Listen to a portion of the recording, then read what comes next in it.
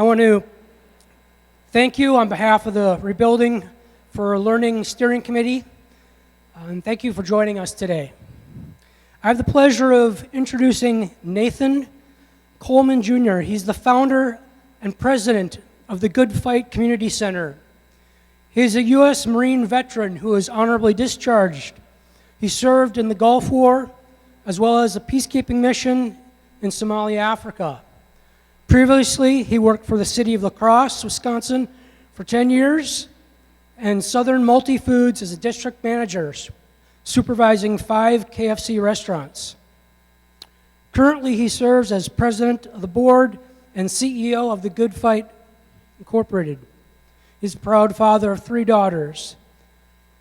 He has been recognized for his work with the Good Fight Community Center as the 2018 Martin Luther King Leadership Award winner and local regional Jefferson Award winner. Please welcome Nate Coleman.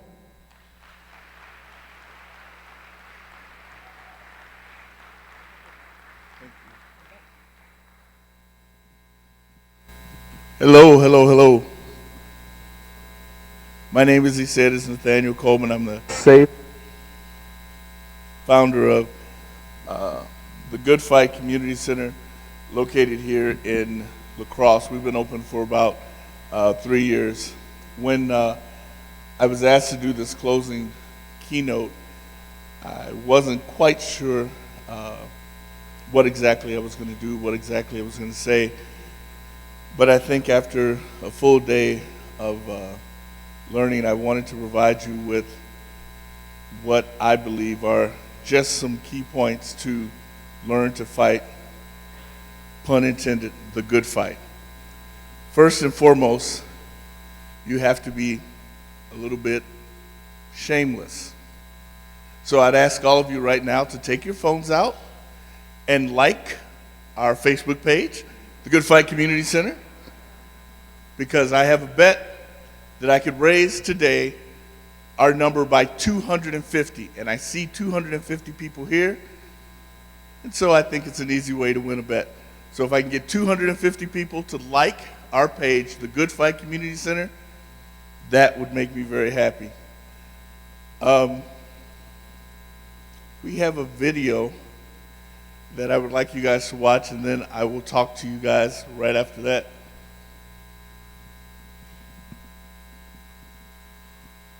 Safe place for teens to come after school. We provide encouragement, we provide tutoring, we provide boxing, education and job center to help kids after high school if they want to get a job, if they want to go to college, if they want to go to the military. We have an art and music center. We build relationships. With the ability to build relationships, we're also able to build trust and then give sound advice that a lot of kids take, to make improvements in their lives. Whenever I get stressed, whenever something's going down, I can always come here and I don't worry about anything else. I don't have to worry because nobody will judge me and I can freely tell people how I feel about something. They know that I'll be fine because being here talking to them helps a lot.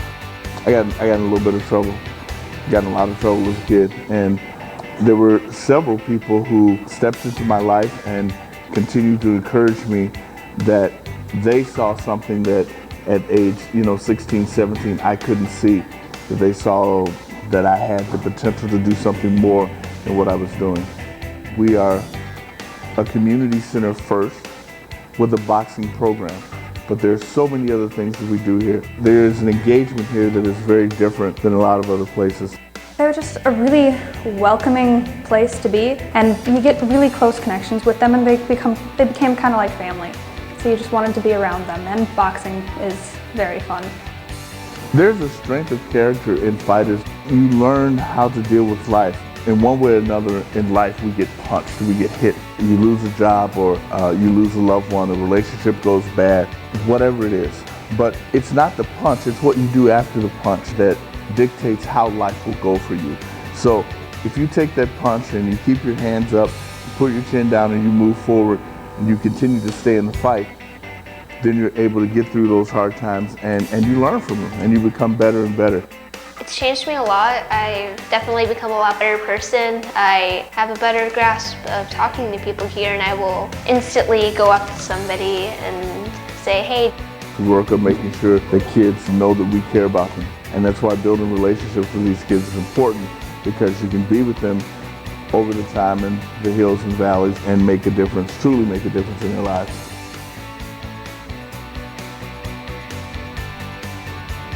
Thank you. The Good Fight Community Center. So, in no particular order, the first thing I would tell you is that they are watching. They are the kids that you serve. A number of years ago, I worked at a facility called Eau Claire Academy back in the 80s. Holy cow. And there was a young lady there who was always angry at a female staff member who was our unit manager. And our unit manager struggled with this kid, I mean, all the time.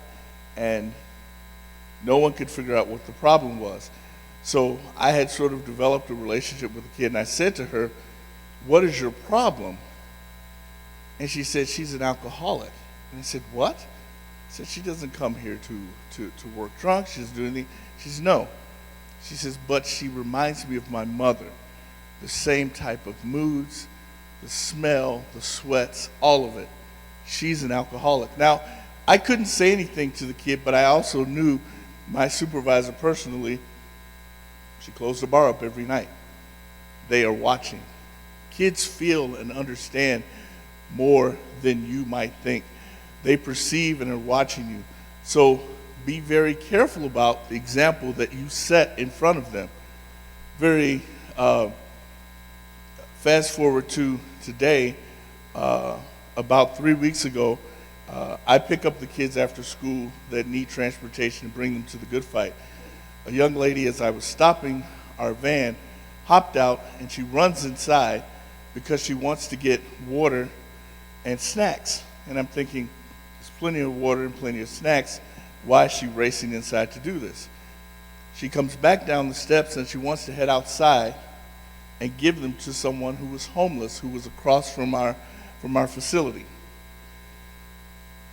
She had never done anything like that before and had been with us for about a year. So it occurred to me that the kindness and the love that she had seen in our facility was now passing on, and she was learning to be a better person and a better citizen. They are watching our behavior. If you think you can, you're right. If you think you can't, you're right. The Good Fight Community Center is open because I wouldn't take no for an answer. I will tell you that in the first year I made a ton of mistakes, but I never took my eyes off the prize and never stopped believing that we could do something special in this community for our kids. The Good Fight was started because I was helping one friend with his daughter by teaching her boxing because she was fighting in school. She invited other kids, and pretty soon I had 10 or 12 kids that were wanting to do boxing. Some of them started struggling with schoolwork, and because I was coaching at UWL, I started to introduce them to kids who were at UWL to help them tutor, to help them with their class studies. A lady who still works for me today, she volunteers, Kathy, said to me, "You need to open a center." And so I gave Kathy a hug and told her okay and continued on with my life. But she was persistent and continued to tell me, and she told me, "You can do this. This is what you're supposed to be doing." A slight bit of arrogance kicked in for me, and I thought to myself, I had gotten to the point where I was in my late 40s, and there was nothing on this earth that I had left that said that I was here. And so the thought of the Good Fight Community Center was born.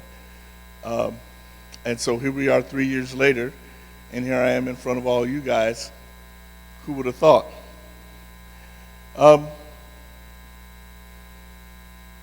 you have to believe even when it's tough to believe. If I told you that the person standing in front of you now, who's won a Martin Luther King Award and a Jefferson Award, none of which I had heard of before I won them, 10 years ago was living in his car in a Walmart parking lot in Texas, you probably wouldn't have thought I would be the guy standing in front of you and helping kids now today. But even in the toughest of situations, you have to believe that you can get past it and get through it. And it is the lesson that I've learned in my life. Always be kind. It is the kindness that I showed that actually ended my homelessness. I was, as I told you, in my car in a Walmart parking lot. I had been there for 6 weeks. And there was a knock on my window, and I thought, crap, security, I got to move. And I didn't have very much gas in the car. But it wasn't security. It was another homeless guy who said, hey, listen, it's going to be storming really bad tonight. I usually sleep under the bridge, but can I sleep in your car tonight? I see you're homeless too. So I thought about it, and I said, yeah, sure, that's fine. He got in my car, and as I began to talk to him, 4 minutes later, he was dead asleep. So he slept all night, and I finally went to sleep, and the next morning, when I woke up, he was standing outside of my car, sitting on my hood, smoking a cigarette. I got his bag out of my trunk, and before he left, he said to me, I wish I was a veteran. And I said, why is that? He said, well, there's a homeless shelter 3 blocks up that's taking veterans in. They just opened. I had too much pride. I hadn't looked into any of it, and when he said it, I went there, and I was able to get in and start over. I got a job within weeks. And then after that, found a job on Fort McCoy online and drove from Texas to Wisconsin, which brings me to you nice folks. By the way, I went to school in Eau Claire, which is why I chose Wisconsin. It wasn't very random. Always be kind, because you never know what your kindness will turn into. I have seen more people throughout my life a second time from doing something kind to them. Now, I'll tell you the finishing part of the homeless story. When I got here, I still didn't have a place to live, but I had a job. I was on Fort McCoy when my boss said to me, well, why don't you talk to them about getting housing here on Fort McCoy, because there's a lot of housing on Fort McCoy. The guy who was in charge of the housing, when I went in, stared at me for a very long time as I'm telling him my whole story, and he smiled, and he never said a word. And then finally he said, you don't remember me, do you? And I said, no, I don't. And he said, you went to the University of Wisconsin, Eau Claire. And I said, yes, I did.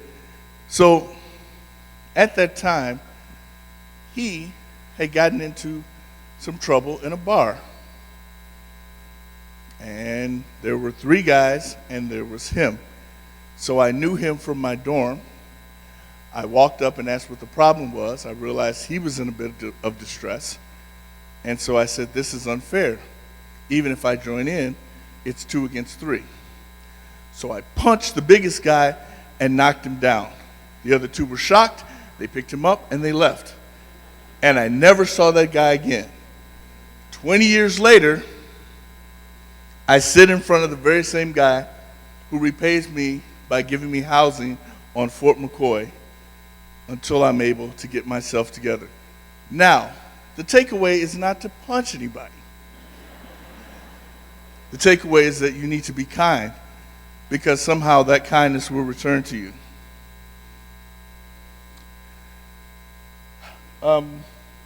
Understand your value.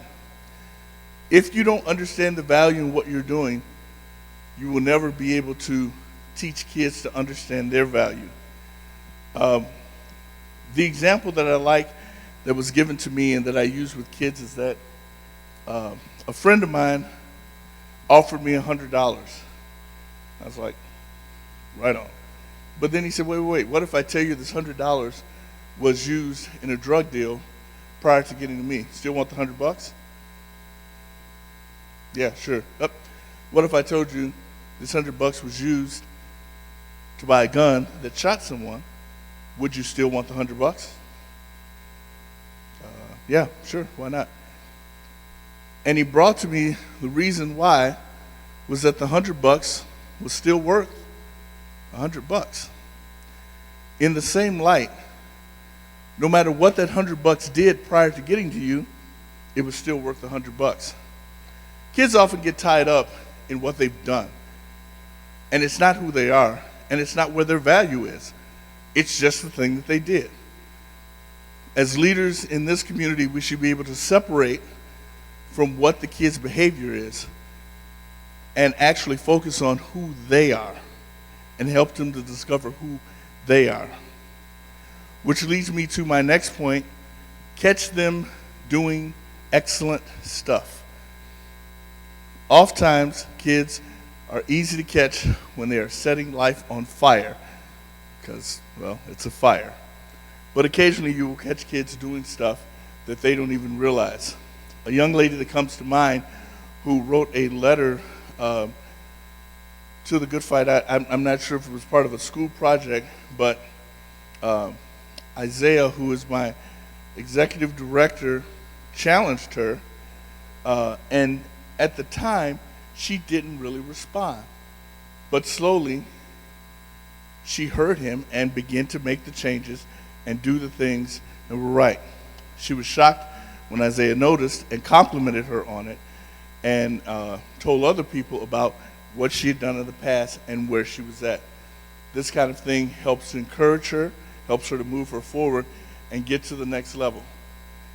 With the worst kid, find one thing that they've done that day well and tell them about it.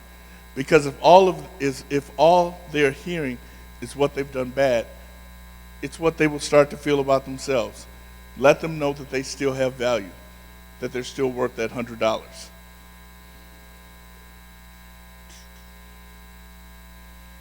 Listen.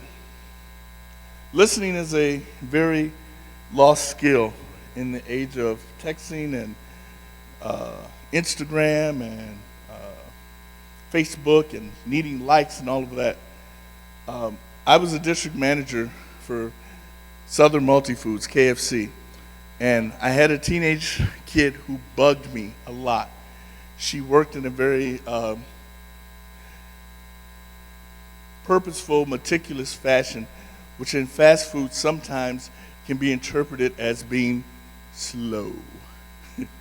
So one day, as I was in the store, she was in the little bins where we have ketchup and mustard and all those things. She was stacking them in nice, neat rows versus simply taking them and putting them in and then moving on to the next project. So after watching for a few minutes, I finally walked over and I said, "What in God's green earth are you doing?" And she said, "I'm putting the ketchup, just put it in here." And I showed her. And she stared at me for a minute and she says, "If you stack it neatly in rows, people will only take one or two. If you throw them in bunches, they grab handfuls out." I checked the numbers in all the stores that I was managing at that time. She was absolutely right. So guess what call and email that every store got the next day about how to meticulously place things into a bin. If I don't listen to her at 16, then I miss that help. Sometimes help can come from the strangest places. So listen to kids because they perceive and see things that you don't see.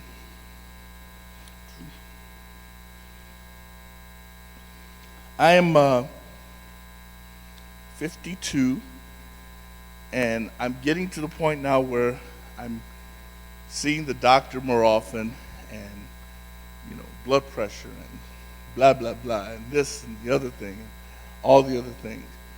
But I've finally become comfortable enough where it's no longer as important how long I live, but how I live each single day that I live. I start each day by first being grateful that I woke up again, and then I take a bunch of meds that you know, because that's a part of it. Meds that make you do stuff like, having to use the bathroom without notice and all kind of crazy stuff like that.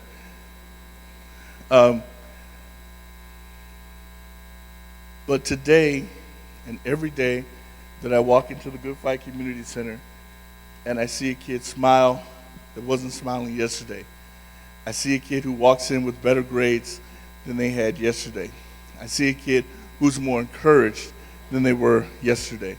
I see a kid who's more thoughtful than they were when they started. I see a kid who's less angry, a kid who has found a way to negotiate life. And suddenly, my value goes up. I no longer work for bonus checks and making budgets work and finding food costs and ways to save money. I now work for kids who are going to shape the future and who I believe are going to do amazing things.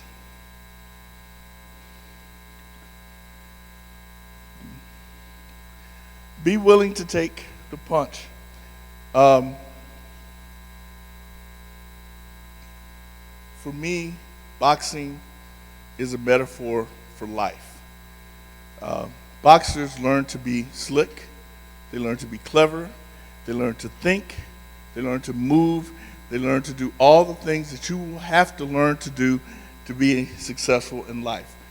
The one thing that most fighters are afraid of is getting hit. The art of boxing is, by definition, the art of hitting without getting hit. But it's what you do after you take a punch in a boxing ring that will define if you're a fighter and you're a champion. The same is very true in life. Most of you, I would venture to say probably 90% of the room has been hit with something in their life. You've lost a relationship, a loved one. You've had someone that you trusted hurt you. You've had someone in your life disappoint you. You've had something that happened. You've had your tire pop on the side of the road after having a horrible day, and there you are in the rain with no phone reception. Something in your life has happened that has caused you distress. But it's how you respond to that distress. This is why at the Good Fight we teach boxing not as much as a sport, but as a concept, that you understand that you have to have a character in the ring, that you have to have the ability to absorb the shot, whatever that thing is in life, and then stand up and move forward. You keep your hands up and you keep fighting. You never quit, you never give up, you never say die, you never say that you're going to lose. You always have a plan to win. If I quit in that parking lot in Texas, there is no Good Fight Community Center, and there is no talking to you folks, and there's none of that. It only happens because you decide and make the decision that you're going to always move forward, that you always have something better. Have a vision. Even when things are at their worst at the Good Fight, I always have a vision to do more. I have planned for the last year to work toward opening a group home, to opening more community centers throughout Wisconsin, to do more than we're doing today. And my board of directors, they all have this look that they give me. But I continue to tell them that none of this happens without simply believing. I remember when we moved into the space that we're currently in, and when I decided to sign the lease, I took the board and we walked through, and one of my board members, who I love to death, she looked at me and she said, "What in the entire have you done to us? We're never going to get this place cleaned up." But I had a vision. I didn't see all the boxes. I didn't see the horrible paint. I didn't see all the things that needed to be done. I saw it as being done. And so we headed that direction. Interestingly enough, in January, when I hired Isaiah and brought him on, he looked around and went, "What in the world?" Because we had painted the place different colors, but we had went through and got people who had paint in their garage left over, and we just hodgepodge painted. So he put us on a direction and cleaned it up. So we continued to move forward. But you have to have a vision. You have to believe in whatever it is that you're doing. And finally,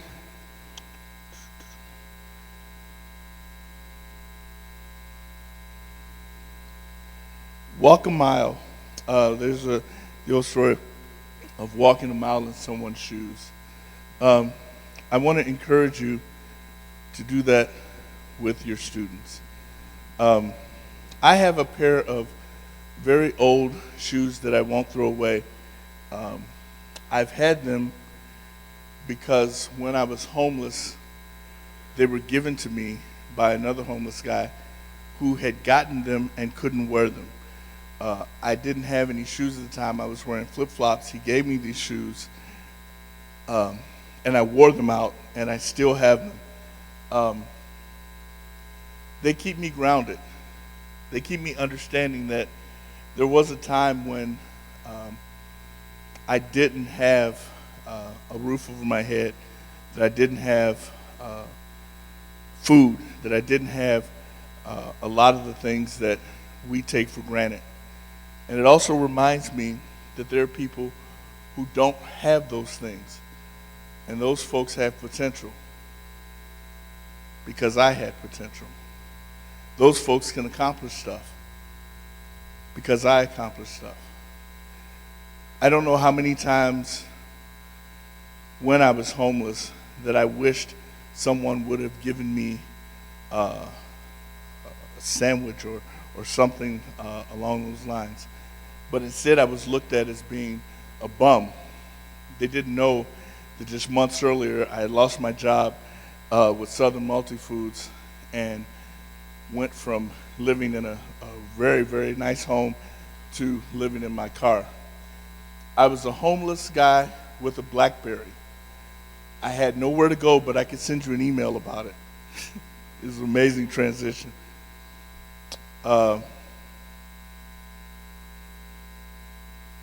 I want to challenge everyone here to gain perspective as to what you're looking at. When you look at someone, a kid, an adult who's in trouble, who is trying to figure life out. We aren't all the same. We all don't negotiate life the same. We all don't take punches the same. Sometimes an encouraging word from you can help. One of the biggest turning points, besides the guy who I let sleep in my car, about a month in, I had not showered for about a month, and I was at a truck stop trying to work for anyone, cleaning trucks, fueling trucks, whatever, and this guy looks at me and he says, "Boy, fella, I tell you what, you need a shower." And he walked in and he got me a shower ticket, and I swear it was the greatest gift that I have ever had in my entire life. They actually knocked on the door and made me come out of the shower. When I came out of the shower, this same gentleman had apparently left a food ticket with a note. It says, "It'll get better." It was the best gift I had ever had, and it pushed me further. I want to challenge everyone in this room the next time you walk past that person you see every day who's homeless. Make an extra sandwich. Hand that person a sandwich. The kid that you see every day who you know maybe needs something. Put a pair of socks in his drawer. Do something that lets them know that someone is there to help them. Sometimes one single act of kindness, one thing that you do, one single small thing to you might be huge and major to them. And who knows, 5 or 10 years from now, that same kid can be talking to you at one of these, telling you that you were the one that inspired them. You were the one that gave them the courage to make the adjustment. You were the one that made a difference in their life. You want to fight the good fight? You do that by helping others fight the good fight, helping others find their best self. Thank you all for being here today. Thank you all for your time, and please contact me if you have questions, and we'd love to do stuff with everyone here. Thank you so much.